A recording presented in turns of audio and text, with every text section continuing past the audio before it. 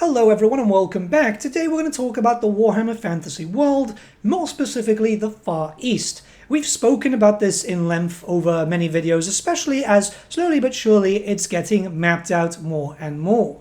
This is a fan version of the map, but it takes inspiration from multiple official maps that we've seen. Very recently, in the form of Total War Warhammer, we've seen another interpretation with the Immortal Empires campaign, where we finally got a fairly large look at Grand Cathay, and also it mapped out the kingdoms of IND and Khuresh, two nations which are relatively unknown at the moment, but there's good reason to believe that we might see more of that in the coming years. Grand Cathay was released recently on the tabletop. This is my painted army. I'm pretty happy with it. But when an army releases on the tabletop, things do end up getting more interesting for us lore-wise and for the potential future.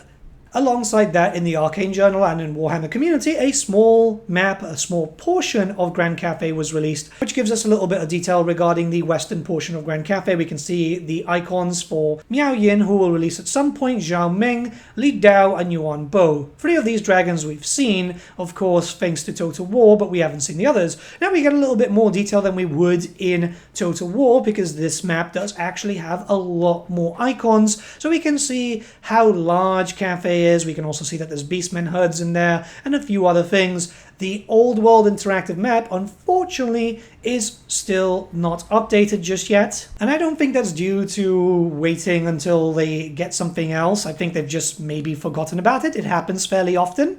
Maybe they're just double checking because there was some issues when they updated the map the last time. And then things get fairly more interesting when we look towards something that happened on Warhammer Plus. This is a system that Games Workshop have. It's kind of like Netflix, just for Warhammer products like battle reports and so on.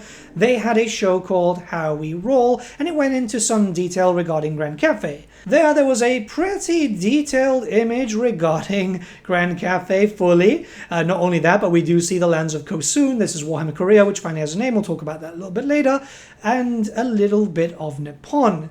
So it's very likely that the map is either done or close to completion. This would be the world map for the Warhammer Fantasy world. People were wondering what was going on there. Naturally, a lot of questions did arise when Louise left Games Workshop to pursue her own career as a content creator, because she was doing quite a lot of that work. That's just assumed, but most of the images that went around in the postings were focused around her, I believe. So what we see here is quite a lot of information that we do need to talk about. The first things first is there is no icon for Yin Yin, the sea dragon. We know that there are 5 active dragon children at the moment, but Yin Yin, who would have been leading in the east of Grand Cathay, is totally missing. So I imagine it's because she might be gone, she might not be there. Remember that it is mentioned that she does travel a lot because of her seafaring ways, and you know, she failed once in Lustria. Maybe she's going back for round 2. That's a nice little thing that I'm thinking about now. Keeping with the theme of Grand Cathay, well, it does seem that there is a bit of an icon down there at the bottom. It kind of looks like a bit of a monkey, but the problem is that the quality isn't that good. So that could be where the Monkey King is, and that's where I'm more or less expecting him. Cathay as a whole looks positively huge. More or less, I'm expecting this to be around the size of the Empire. There is a bit of a reference image that we'll talk about in just a second, made by the community. I like what I'm seeing. Obviously, there's a lot to it, and there's a lot of room for expansion. We don't get a lot of detail. This is still the same map that we're going to see in the interactive map, so keep that in mind. In the future, we should be able to actually go through this area, click on it, find different icons, because there is a lot of stuff that I'm curious about, especially as we have now seen that there is more named watchers through this map. Not just Setang the Watcher, but it looks like there might be 3, 4, maybe even more of them centered around different points of Cathay for the best defensive measures. Now, I feel like we should talk about the lands of Kosoon. That's on the far right of the map, basically Warhammer Korea. It's finally got a name for the first time, as far as I'm aware, and we don't really get a lot, but it does look like they're mapping up those territories, because there are some icons, there are some settlements. There is a high elf enclave there, which I guess, yeah, makes sense. They do have enclaves around the world, so it would make sense for them to do one there. Interestingly enough, not one in Grand Cathay, though, which is weird. But I guess most of them are just going to be using the port cities. but it's pretty curious that they've basically started mapping out those areas. It makes me wonder, not that we're going to get an official Korean army. I mean, it would be kind of cool, but I think they're just starting to flesh out the world properly. Remember that back in the day, Games Workshop did start fleshing out the world, but in such an inconsistent way that it was mostly centered first around the old world, and two, it was focusing around like one point here, one point on the other side of the map, one point on the other side of the map, to the point that we mostly didn't know anything about anything else. And further to this, as you can see, well, a little bit of Nippon is there too, which is really, really interesting. This is why I thought they were just going to cut off at a certain point, maybe just cut off halfway through Kosoon to avoid Nippon. They've said that there's no current plans for Nippon and so on, but I do believe that they're going to be doing that. If anything, for a future army, if it's between a Korean army or Japanese army, I think they might go with Japan, Warhammer Japan, which is called Nippon, because we know from the financial reports that the Japanese stores are doing incredibly well in terms of profit, and they'll probably realize, well, if we focus an army around that area, well, yeah, even more money. People are incentivized to buy models based on their cultures. It's just very well known. So yeah, we don't get a lot of information. We just basically get a little bit of land there and an icon in the water. I'm not sure what that's supposed to be. But if that's already mapped out, it's very likely that the rest of Nippon is already mapped out too. There's a big reason for that. This image has been floating around now, and it's basically just putting the CATHAY map next to what's already available. And as you can see, they line up very, very well. We got the Mountains of Morn there, well, a little bit of it at least.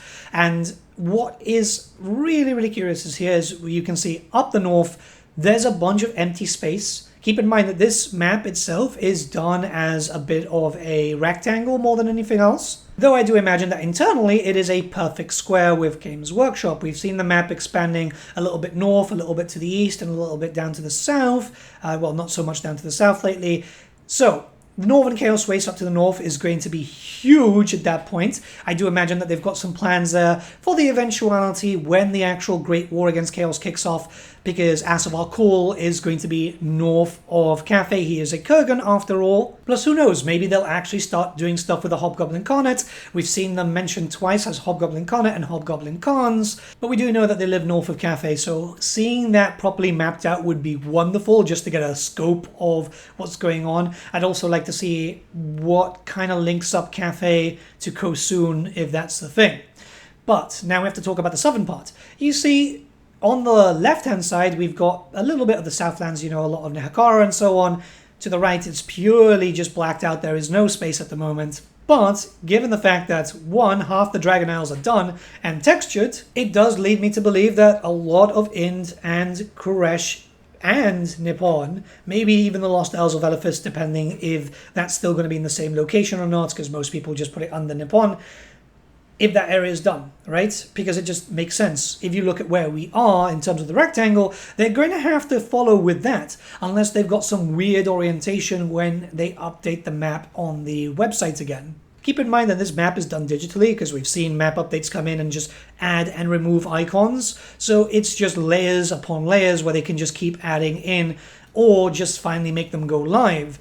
I'm really curious to see how this is going to go, because that means that potentially not all of Khuresh and Nippon is done, unless all of the Southlands is done there too. However, keep in mind that the Southlands are relatively large, and we're missing out a large chunk of the basic territory there. For those of you who've played Total War Warhammer, we're basically missing out on where Teclis is, and obviously the Southern Chaos Waste where Kairos is. But it does feel like a lot of this area is done. I feel like they're trying to get as much of the world up and running. So one, they can focus books around that, and two, they can have people talking about it, which leads to potential sales of models and so on. It's just very basic marketing. Now, this doesn't mean that we're going to be seeing models for IND, Khuresh, Nippon, and so on, but what they do is start expanding the map just to start getting people talking about it. They can gauge interest. We do know, again, from the financial report that they want to kind of push into the Middle East. They want to push into Asia a lot more also, as it does seem that the expansion into China seems to be going fairly well, but we'll get more notice on that by next financial year. Actually, I think they do it every quarter, but it does make sense to eventually start doing everything that was originally planned, or they wanted to do for Warhammer Fantasy in the old world. It could also just be map and that's it. Keep in mind there are lots of territory that has been added in where nothing's being done, right? A lot of the story right now is centered around the old world proper, mostly Bretonia and the Empire. We're getting now some story into the Border Princes, which is pretty damn cool. Nekara and the Badlands was basically touched upon with Lords of the Lance, but no in-game or in-journal, better yet said, thriving narrative, barring just small bits here and there. So what does this mean for the future? Well, I expect the map being updated bit by bit, right? I expect us getting more information as time progresses, but I don't expect any models for IND, Khuresh, Nippon, and so on for a long, long time. Armies just don't release that quickly, and I expect Kislev prior to that. That being said, you never know. Games Workshop can be surprising here. I was expecting Kislev before CATHAY, and somehow we got CATHAY first. I love the CATHAY minis, don't get me wrong. I absolutely adore them, but I'd love to see Bear Riders. I'd love to paint Bear Riders. What this could potentially mean is they might be a bit quicker. We do know that the scope was increased for the old world. That was publicly stated. I don't know. There's additions to happen. They've got plans. Games Workshop normally work on, like, I think the assumption is a 10-year plan. So, yeah, give it time, give it time. We normally get like 1 or 2 new factions per edition, for the other settings at least, so I do expect that happening. And I guess our new faction is CATHAY, and possibly whatever happens with the Border Princes we'll find out given some time. Now, it's still not certain what happens here in the future in relation for Total War. If the models are being made and designed and stuff like that, it could be possible that they could go to Games Workshop and go, hey, you know, you guys are doing it, we should be able to do it too for the form of the DLC. That's depending on what happens with the future of Total War, what happens with the next titles, if it takes more attention away from Warhammer, if Warhammer Fantasy still gets a lot of movement going on. But nonetheless, this is pretty exciting. It's great to see a updated map. I think a lot of people are very curious about it, myself included, because the more that we get to see of the Warhammer Fantasy world, the better. I hope it won't be too long until we get to see a little bit down south. I would really, really be curious, even if it doesn't mean any models or, well, DLC or whatever anytime soon regarding those locations. I just really want to see the area mapped out. I think it's very important for us big lore fans, and also just for general sense of how big the world actually is. If we can actually start seeing other nations that we've never seen before, we can start getting into real detail on how things are going. Just some lore dumps would be great too. Let me know what you guys think in the comments below. Let's start a bit of a discussion. Have a great day, everyone. I'll see you all again very, very soon.